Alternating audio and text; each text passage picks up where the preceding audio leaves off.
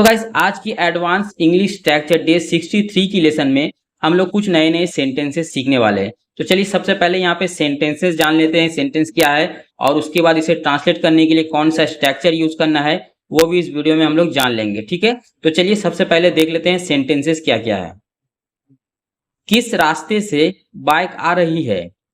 किस रास्ते से बाइक आ रही है गाइज। लेकिन यहाँ पे सारे सेंटेंस आपको इंट्रोगेटिव सेंटेंस मिलेगा। ठीक है, तो आज ये इंट्रोगेटिव सेंटेंस हम लोग सीखने वाले हैं कैसे इसे ट्रांसलेट करना है। किस रास्ते से बाइक आ रही है? किस रास्ते से बाइक आ रही है, या फिर किस रास्ते से हम लोग जाएंगे? किस रास्ते से हम लोग जाएंगे, या फिर हम लोग ऐसे बोलते हैं किस रास्ते से सागर स्कूल जाता है? किस रास्ते से सागर स्कूल जाता है, या फिर कुछ इस तरह से बोलते हैं किस रास्ते से वो बाजार गया था? किस रास्ते से वो बाजार गया था। तो गाइज आज इस वीडियो में यही सारे सेंटेंस हम लोग ट्रांसलेट करना सीखने वाले हैं एक एडवांस स्ट्रक्चर की मदद से। यहाँ पे मैं सेंटेंस की स्ट्रक्चर बता दूंगा, ठीक उससे आपको ट्रांसलेट करना भी सिखाऊंगा। ठीक है, तो चलिए सबसे पहले देख लेते हैं सेंटेंस का स्ट्रक्चर क्या है।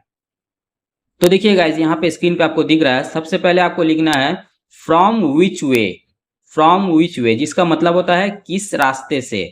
फ्रॉम विच वे किस रास्ते से। ठीक है, तो सबसे पहले आपको यूज करना है फ्रॉम विच वे, उसके बाद हेल्पिंग वर्ब। हेल्पिंग वर्ब का यूज करना है, उसके बाद सब्जेक्ट, और उसके बाद वर्ब, उसके बाद ऑब्जेक्ट। ओके, ये आपको समझ में आ गया। अब इसके जरिए हम लोग सेंटेंस ट्रांसलेट करना सीखेंगे। ठीक है, तो हमारा पहला सेंटेंस है किस रास्ते से बाइक आ रही है? किस रास्ते से बाइक आ रही है, चलिए इसे ट्रांसलेट करके देख लेते हैं।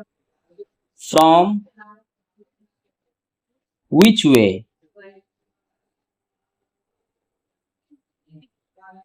फ्रॉम विच वे, उसके बाद is the bike coming. Coming, देखिएगा यहाँ पे किस रास्ते से बाइक आ रही है। From which way is the bike coming. देखिए स्ट्रक्चर से यहाँ से आप मिला लीजिए from which way, from which वे, उसके बाद हेल्पिंग वर्ब। देखिए यहाँ पे इज का यूज हुआ, ये हेल्पिंग वर्ब है। उसके बाद सब्जेक्ट, देखिए सब्जेक्ट है यहाँ पे बाइक, उसके बाद वर्ब कमिंग। ठीक है, यहाँ पे ऑब्जेक्ट नहीं है इसलिए यहाँ पे दिया नहीं गया। ठीक है, किस रास्ते से बाइक आ रही है, from which way is the bike coming. Okay, चलिए नेक्स्ट एग्जांपल देखते हैं। किस रास्ते से हम लोग जाएंगे?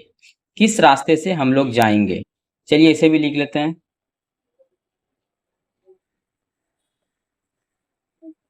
From which way will we go. किस रास्ते से हम लोग जाएंगे, from which way will we go. From which way will we go. देखिए यहाँ पे भी फ्रॉम विच वे का पहले यूज हुआ है, उसके बाद हेल्पिंग वर्ब विल, उसके बाद सब्जेक्ट, उसके बाद वर्ब। ठीक है, चलिए नेक्स्ट एग्जांपल देखते हैं। किस रास्ते से सागर स्कूल जाता है? किस रास्ते से सागर स्कूल जाता है, चलिए इसे ट्रांसलेट करते हैं।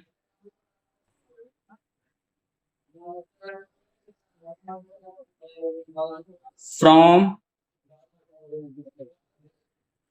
विच way does Sagar go to school.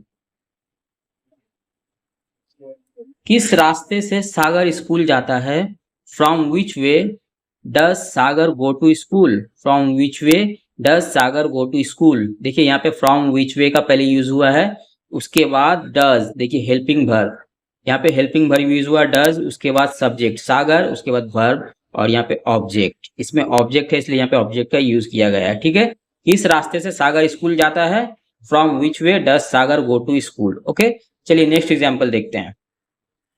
किस रास्ते से वो बाजार गया था? किस रास्ते से वो बाजार गया था, चलिए इसे भी ट्रांसलेट कर लेते हैं। From which way did he go to the market. देखिए किस रास्ते से वो बाजार गया था, from which way did he go to the market, from which way did he go to the market. यहाँ पे भी देखिए फ्रॉम विच वे का पहले यूज हुआ है, उसके बाद डिड हेल्पिंग वर्ब का यूज हुआ है डिड, उसके बाद ही सब्जेक्ट, उसके बाद वर्ब, और उसके बाद देखिए यहाँ पे ऑब्जेक्ट का यूज हुआ है मार्केट।